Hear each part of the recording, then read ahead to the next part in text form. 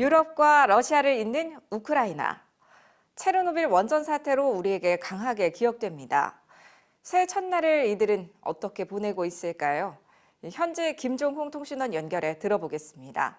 김종홍 통신원, 안녕하세요. 네, 안녕하십니까? 새해 첫날입니다. 우크라이나의 새해 분위기 어떻습니까? 네, 새해가 되면 이곳의 어린이들은 잼 아로스라는 우크라이나의 산타 할아버지가 선물을 가져다 준다고 믿고 기대하고 있어요. 일하는 어른들은 어제부터 연휴에 들어갔죠. 보통 1월 8일까지 휴업을 합니다. 이곳 정교회 성탄절은 1월 7일입니다. 보통 13일까지 성탄절 기간으로 보는데요. 동유럽과 러시아에서는 신년 후에 성탄절을 기념하는 경험을 하게 됩니다. 그러나 최근 12월 25일에도 성탄절을 국가 공휴일로 정하며 이곳 국민들은 두 번의 성탄절을 경험하는 셈이 됩니다. 성탄절은 정교회와 개신교회 모두 최대의 기념일입니다. 곳곳에 예수님의 탄생을 축하하며 거리를 장식하고 있고요. 예배를 드리는 기념 행사도 곳곳에서 열렸습니다. 성탄절에 사람들은 그룹으로 이웃을 방문하며 골야드기라는 축복의 노래를 불러주는 우리나라의 새벽송과 같은 전통이 있습니다. 이 축복이 그해에 이루어진다고 믿고 있죠. 성탄절이 끝나는 주간에는 말랑카라는 연극제를 하기도 하는데요. 남녀가 서로 역할을 바꾸어 새해 풍요와 축복을 기리는 축제를 열기도 한답니다. 우크라이나에 대한 소개 부탁드릴게요. 남한 땅의 6배로 유럽에서 두 번째로 큰 나라이고요.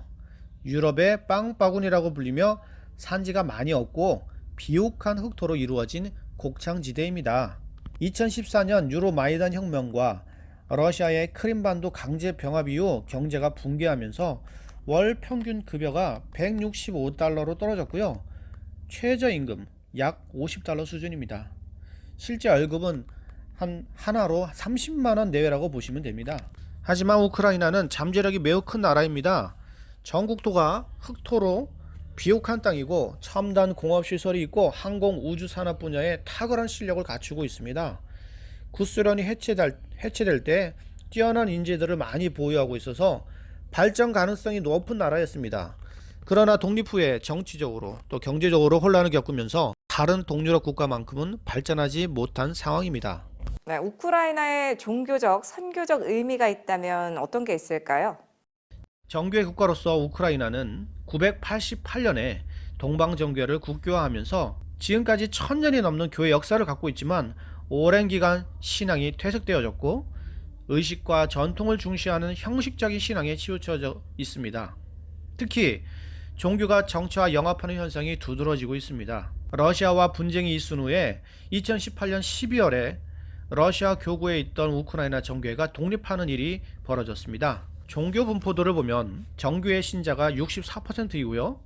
그리스 카톨릭 신자가 10%이고 개신교의 비율은 2% 내외이지만 매년 교회 수가 증가하고 미등록 교회도 많아지고 있는 추세입니다. 그동안 혁명과 내전으로 사람들의 마음이 정말 많이 가난해져서 복음이 전파되고 확장되고 있는 상황입니다. 개신교가 숫자는 적지만 정치와 국민들에게 미치는 영향력은 상당히 크다고 보시면 됩니다.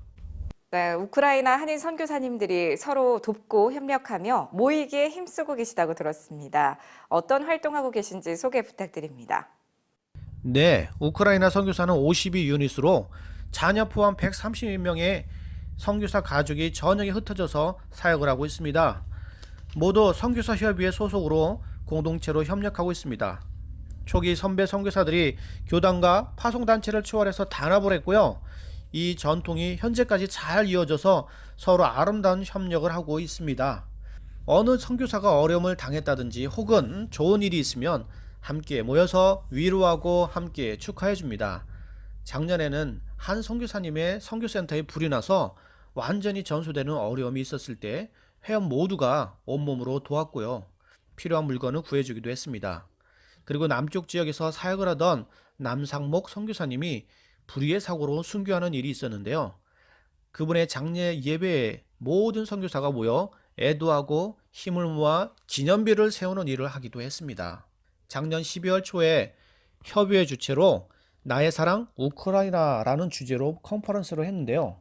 대사님과 종교 전문가, 기독 변호인, 현지 교회 전문 연구인 등 많은 분들을 초청을 해서 3일간 은혜의 시간을 보내기도 했습니다. 또한 정기적으로 목회자 성경연구원 성경 세미나에도 40명 이상이 모여 공부를 하고 있고요. 성경 통독 모임과 지역별 기도회 모임, 운동 동호회 모임 등 크고 작은 모임에 회원이 자별적으로 모여 마음을 나누고 있습니다. 매년 여름이면 200에서 300명 규모의 현지인과 선교사 연합 집회가 중부와 남부 지방에서 열리고 있는데요. 벌써 15년 이상 지속적으로 이 연합에서 아름다운 연합을 이루어가고 있는 것을 봅니다. 우크라이나를 방문하는 많은 분들이 이곳의 선교사들은 연합된 아름다운 공동체라는 말을 자주 하곤 합니다. 우리 선교사들도 이런 관계를 자랑스럽게 여기고 있죠. 이번 회기의 협의회 임원들은 특별히 외진 곳에서 사역하는 분들을 신방하고 위로하는 일을 계획해서 일부 실행을 했고 올해까지 마칠 예정입니다. 네, 2020년 새해가 밝았는데요. 우크라이나를 위한 기도 제목 부탁드릴게요. 네, 6가지 기도 제목이 있습니다. 첫 번째, 우크라이나를 붙드시고 이 땅의 교회와 민족을 새롭게 해 주십시오. 두 번째, 오직 주님의 인도하심과 은혜를 구하는 민족이 되게 해 주십시오. 세 번째, 지도자들이 부패에서 벗어나게 해 주시고 믿음으로 국가의 미래를 개척하게 해 주십시오. 네 번째, 우크라이나가 유럽과 러시아를 잇는 복음의 피스메이커 역할을 하게 해 주십시오. 다섯 번째, 교회가 성장해서 유라시아와 중동 지역에 복음을 전하는 선교의 국가가 되게 해 주십시오. 여섯 번째, 선교사들이 성령으로 충만하여 참된 복음을 전하는 일꾼이 되게 해 주십시오. 우크라이나를 위해 이렇게 기도해 주시기를 부탁드립니다. 네, 김종웅 통신원 우크라이나의 따뜻하고 희망찬 소식 전해주셔서 감사합니다.